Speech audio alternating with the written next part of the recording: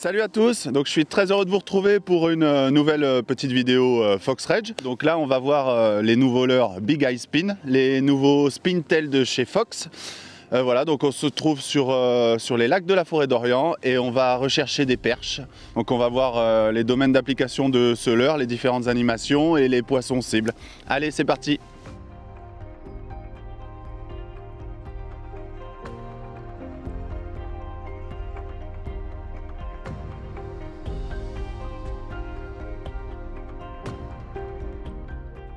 Alors ici c'est Electric Only, donc le moteur thermique on oublie. On a bien 20 minutes de navigation à l'électrique avant d'arriver sur le premier poste.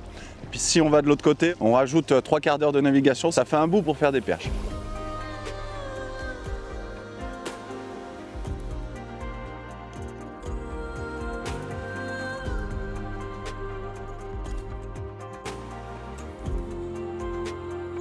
Je vais sur la zone où il y a le plus de fourrage, mais après stratégiquement parlant, c'est bien ce qu'on va faire. Après, ça veut pas dire qu'à gauche, à droite, là, sur les banquiers, il n'y ait pas de perche, quoi.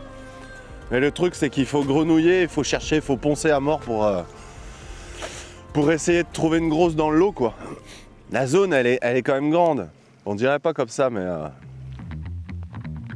Donc là, la lumière, elle est encore hyper basse. Donc je commence avec un coloris hyper pétant. Oh, pendu. Le coloris tigre de feu, Fire Tiger, un coloris hyper pétant, bien flashy, et ça match. Donc là on se trouve sur un poste où on a pas mal de poissons fourrage. On est vers une digue, on est dans une zone un peu plus profonde où le poisson se rassemble à l'automne. Et forcément les carnassiers viennent grenouiller autour et viennent taper dans les blancs quand ils ont faim, quoi. Donc c'est une zone assez stratégique. Putain.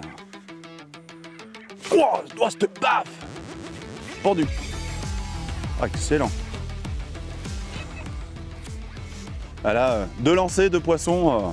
Le Big Eye est largement validé. Affaire à suivre, mais je pense que ça va se continuer. Ça va continuer ainsi. Donc là, on a environ, on grenouille entre 5 et 7 mètres d'eau. Donc là, j'utilise le 14 grammes, on n'a pas beaucoup de vent, il n'y a pas de courant. C'est un poids qui me convient bien là. Je pense que je ne vais pas changer, je vais rester sur 14. Ça va super bien.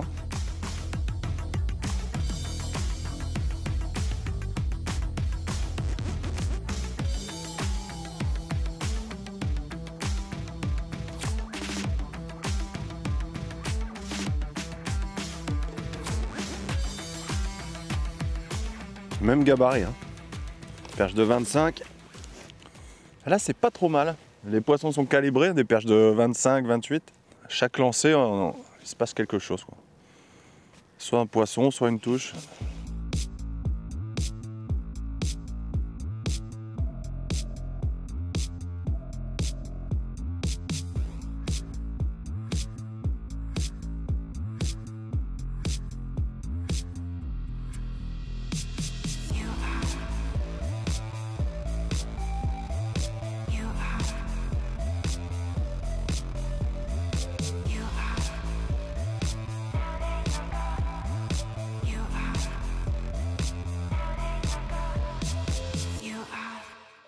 Bon alors là, ça fait 30 minutes qu'on pêche, on a fait 4-5 perches. Je me décale là pour essayer de trouver des poissons qui seraient en périphérie du poisson fourrage, pour voir si on arrive un petit peu à monter en taille de poisson, quoi. Donc voilà, on va voir ce qu'on trouve. Sinon on retournera sur le poste où on sait qu'il y a des poissons à faire, quoi. Essayez par là. Elles sont là, hein. C'est des perches, ça. Mais alors là, elles sont pas actives. Oh, pendu. Je les vois sur le sondeur, mais non, c'est un poisson calibré comme tout à l'heure. Je suis même pas sûr, c'est peut-être même un brochet. Voilà, premier brocheton de la journée. Ça commence, c'est parti.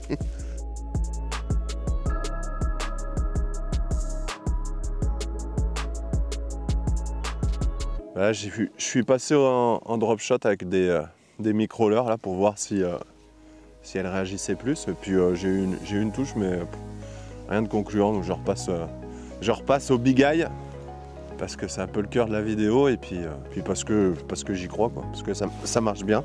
En général, c'est quand même bon quand quand le soleil est bien haut, quoi. Après, le matin de bonne heure et puis le soir, pour la perche, c'est moins bon quand même. Elles ont besoin vachement de lumière pour chasser. Mais bon, elles sont là, il y a du poisson partout, il y a forcément des grosses, c'est sûr. Et on en a vu prendre, donc la zone est bonne. Après, l'activité, ça c'est autre chose. Je passe sur du blick. Là, le soleil il commence à être assez haut. On n'a plus trop de touches au Fire Tiger. On va passer à un coloris un peu plus sobre. Là, je reste en 14 grammes, ça pêche bien. Il y a un peu de vent, je pourrais passer en 20, mais j'aime bien ce 14 grammes. Je suis tout simplement un nœud cuillère. J'ai jamais eu de souci avec ça. C'est rapide à faire, facile, et ça va très bien. Pendu. Alors là, je viens de changer juste de coloris. Là, j'avais pas eu de touche depuis un moment. Premier lancé, paf, pendu. C'est un petit brochet. Voilà, décroché. Impeccable. Donc là, sur le coloris blick, là, le coloris ablette, bedfish, assez naturel, on a rajouté en dessous, sous la gorge, du rouge. C'est un atout pour ce coloris. Je pense que c'est pas mal pour déclencher les poissons. En fait, ce qui centre l'attaque, je pense que c'est le gros œil. Pour les perches, c'est un bon atout. Hein. Elles sont assez sensibles à ce signal-là. Là.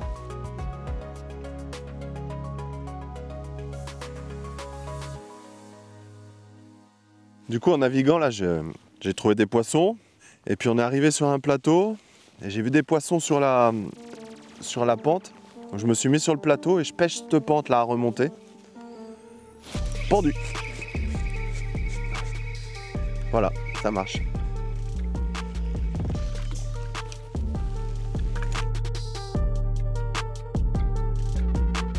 Ouais, du coup, j'ai fait un brochet. J'aimerais bien trouver des perches dessus, actives.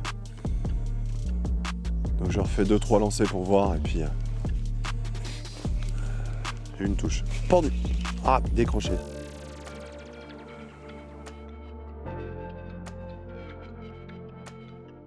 On a passé la matinée, c'était assez compliqué. Puis là, d'un seul coup, on a trouvé des poissons. Et puis, c'est festival. On fait des poissons assez corrects. Hein. Ça monte en taille. Donc là, j'ai changé pour le coloris Golden Black. Avec des petites paillettes. Le ciel est assez sombre. Le coloris est assez crème. Son nom ne reflète pas sa vraie couleur. Mais il est quand même efficace.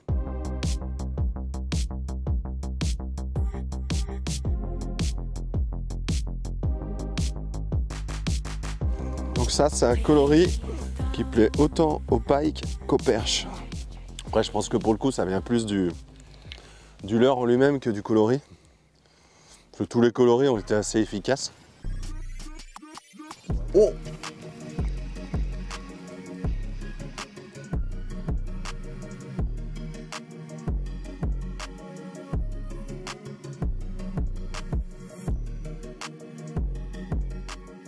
Voilà, une jolie perche.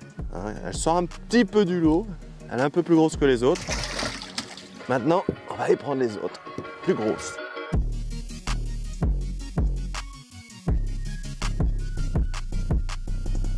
Bon là c'est bon, on a fait le casse-croûte.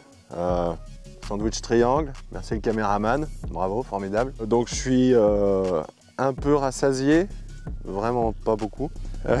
Et puis juste après j'ai fait une belle perche de 30 par là. Et maintenant on est chaud et c'est parti, on va aller se faire une grosse.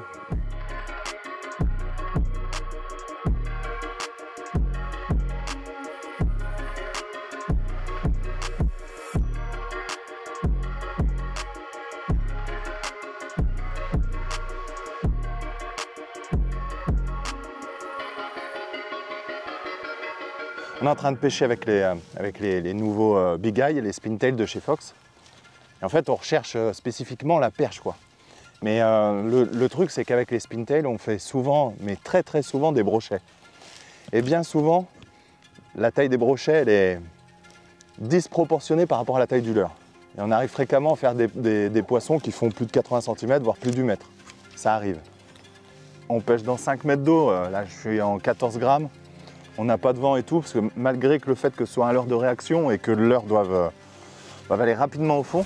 On essaye de faire planer un peu le leurre avec la palette qui tourne pour freiner au maximum la descente quand on est à la profondeur voulue et pour justement déclencher les perches, quoi. On ne cherche pas à racler le fond, quoi, à la bourrer. Il nous faut quand même cette petite amplitude du leurre qui monte et après qui descend en planant légèrement. À l'animation, je fais une tirée sèche de 50-60 cm et après je raccompagne le leurre à la descente. Ce qui fait que quand le leurre il fait un espèce d'effet pendulaire, là, on a toujours la palette qui est en action au moment où le leurre redescend. Donc c'est ça qui va vraiment déclencher les poissons. En général, les touches elles se font à la descente, comme beaucoup de pêches, hein.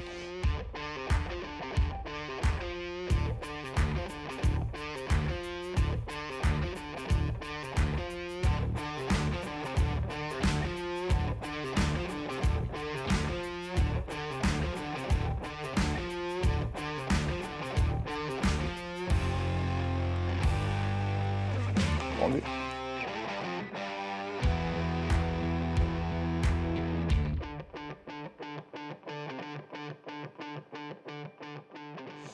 Il a ramassé les dents du brochet, mon fluoro. Donc c'est du 25. C'est un peu light. Sauf que là, j'aimerais bien quand même essayer de faire des perches avant de passer sur du fluoro plus gros. Donc je prends un peu le risque de me faire couper à chaque instant, mais bon. On verra si ça paye, hein. Au pire, si je perds le leurre, il est en zinc, il n'est pas en plomb, un peu plus écolo quand même.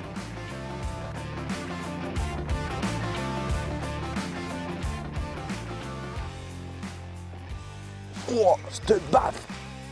Oh, c'est peut-être une perche.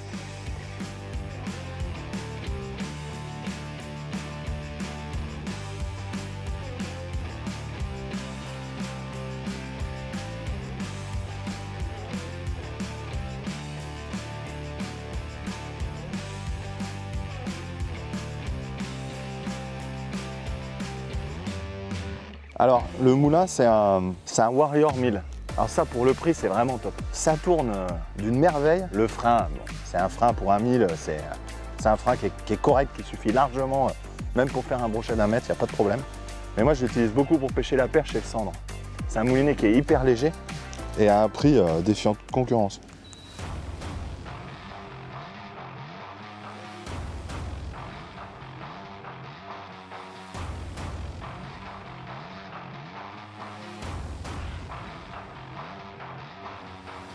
Donc là, j'ai pas pris avec le coloris pike, à part des pikes. Et là, je suis passé sur le coloris blick, un coloris un peu plus naturel avec le ventre rouge, enfin assez rouge. On va voir ce que ça va donner.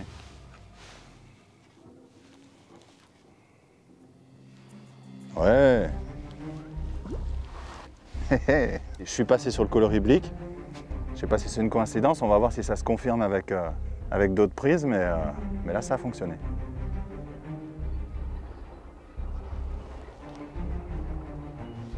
Pendu. Oh! C'est une... Je sais pas si c'est pas une perche. Non. Mon leurre. Il est un poil plus gros. Le ventre qu'il a! Ça c'est Jean-Marc ça. Regarde, on dirait sa langue, mais non, c'est la palette.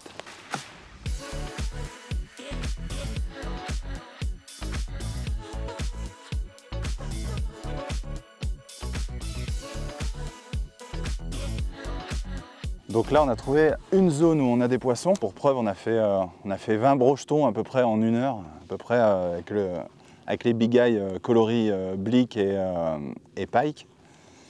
On a fait une perche. Donc les perches, elles sont là aussi. Le coin, je le connais. Les perches, elles sont ici, ça c'est sûr. Mais elles sont vraiment pas actives. Donc en ce moment, apparemment, elles ont des petits pics d'activité. Je tiens encore un petit peu sur ce coin-là pour voir si elles vont se mettre à mordre. Sinon, on changera de poste, quoi, tout très clairement. Oh putain, ça c'est des perches. Oh putain. Pendu. Perche. Sûr. C'est parti. Allez. Elle m'a fait 3 tapes là quand le leurre retombait sur le fond. À 3 tirées successives, je savais que c'était une perche. C'est pas énorme, mais c'est une perche. Maintenant, on va aller voir sa grand-mère, son arrière-grand-mère. Mais bien sûr, dans ce cas-là, il faut faut un bon paquet de petites perches pour espérer faire une grosse. Et les grosses, elles sont souvent au milieu des petites. Là, on vient de mettre les perches au vivier. Parce qu'on reste sur la même zone, j'évite de relâcher les perches sur la zone de pêche. Parce que ça crée un stress avec les autres perches. Parce qu'elles retournent dans le banc. Donc ça crée un stress et puis on prend moins de poissons. Pour cela, je les laisse au vivier, c'est un truc hyper connu. Hein. Et après, quand je change de zone, eh ben, je relâche celle que j'avais là.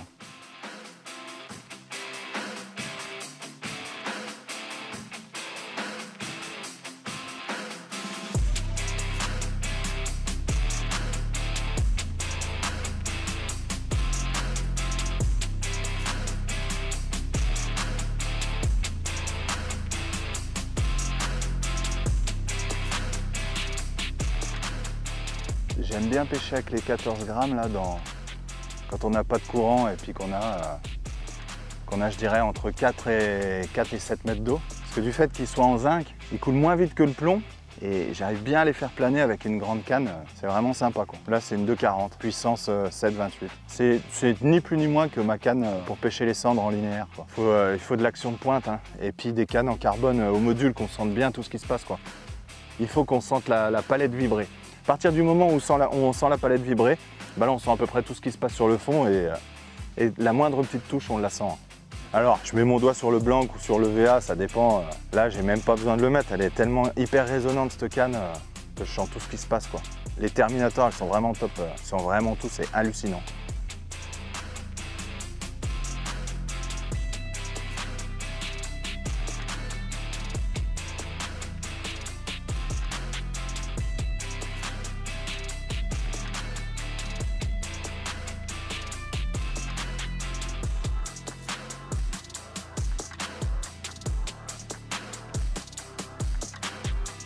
Bon, ça monte un petit peu en taille là. C'est pas encore ce qu'on recherche, mais on peaufine. On va y arriver, ou pas. Du coup, je fais toujours la même animation, ça marche pas trop mal. En fait, pendu.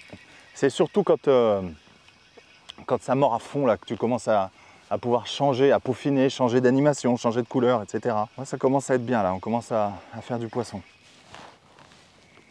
En premier lieu, quand on les trouve pas, les l'éco-sondeur, enfin, quand on les voit pendus, quand on les voit en surface déjà comme ça, le bait fish il est là. Donc on va essayer de pêcher dedans. S'il ne se passe rien, c'est que les poissons ne sont pas actifs, même s'il y a forcément du carnassier. C'est obligatoire à l'automne quand on trouve des bancs de bait fish comme ça, il y a forcément du carnassier. Donc soit on se met à chercher le bon leurre, soit on se met on se met à attendre que ça morde. Mais quand on croit en son leurre, après, il n'y a pas de souci, quoi. Il faut juste attendre qu'elles se mettent en activité.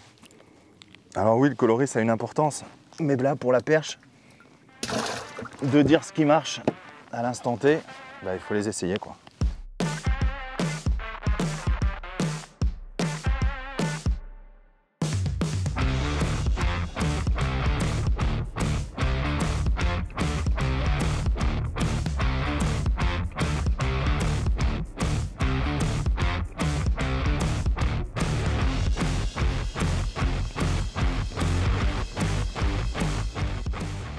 Donc là on voit clairement l'éco-sondeur. Ça on peut dire que c'est des perches. Pourquoi? Parce qu'on voit il y a différentes, elles montent, elles descendent, il y a différentes profondeurs, ça s'entrecroise et tout, c'est assez plein de turbulences. Donc là on sait que c'est des perches et elles sont potentiellement actives.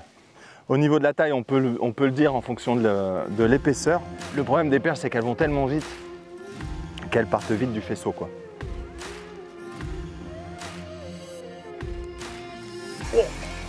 Oh la baffe qu'elle m'a mise. En fait, une perche à la touche, tu vois, je dis ça, puis si c'est dit, ça va être un brochet.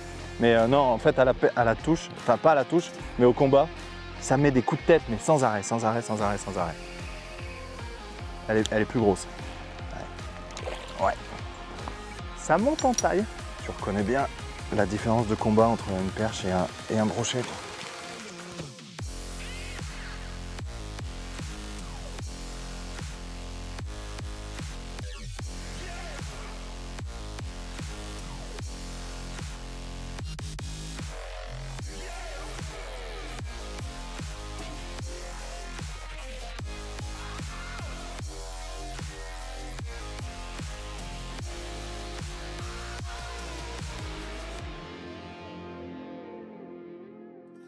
Donc là, on est allé prospecter pendant 2 bonnes heures sur d'autres zones que je connaissais pour voir si on trouvait du poisson. Et en fait, on a fait un brochet, 2 touches et c'était vraiment pas terrible. Donc du coup, on est de retour sur notre zone où on a pas mal de bait fish et où on a fait des poissons. Donc c'est vraiment là où on va se concentrer pour essayer de faire justement cette grosse perche qu'on attend impatiemment. Voilà.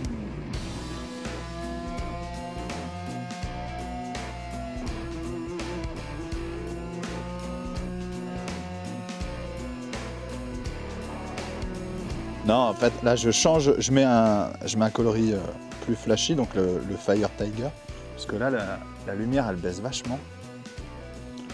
On arrive le soir, c'est nuageux, c'est un peu couvert. Donc, je vais essayer un coloris un peu plus flashy pour voir si ça les déclenche un peu plus. Du coup, je reste en 14 grammes, c'est la même configuration que tout à l'heure. Le 14 grammes marchait bien. Je ne vois pas trop de raison de passer en 20 grammes, il n'y a pas de vent, il n'y a pas de courant.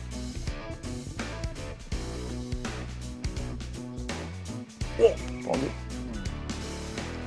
Encore un brochet. Un cendre. Voilà, on a pris un petit cendre, comme on dit, par les bretelles. Ça arrive hyper souvent chez les cendres, surtout chez les petits cendres. Parce qu'en fait, ils viennent... je vais vite le remettre à l'eau parce que là... Donc en fait, les cendres, ils viennent... quand le leurre il est posé sur le fond, ils viennent l'aplatir pour le tuer et puis pour le manger plus tard, quoi. Ça arrive hyper souvent avec les petits cendres. C'est pour ça que des fois, quand on le pêche au leurre souple, on a des touches qu'on n'arrive pas à ferrer parce qu'en fait, il vient de se coucher sur le leurre et il se pique pas, quoi. On s'en rend compte après quand on en prend comme ça par les bretelles, comme on dit. Premier lancer, un poisson, pas une perche, mais le changement n'est pas forcément mauvais, quoi.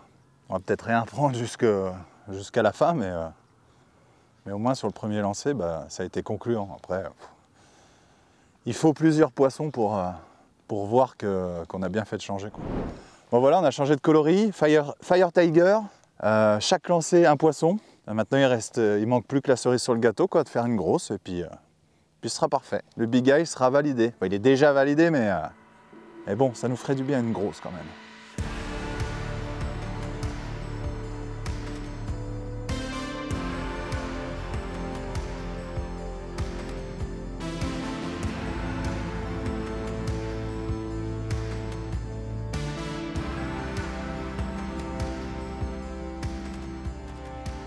Bon bah voilà, fin de cette vidéo test sur le Big Eye, j'espère que ça vous a plu. Nous on s'est vraiment éclaté sur les perches et les brochets. Donc on se revoit très vite pour de nouvelles vidéos. Allez, à bientôt.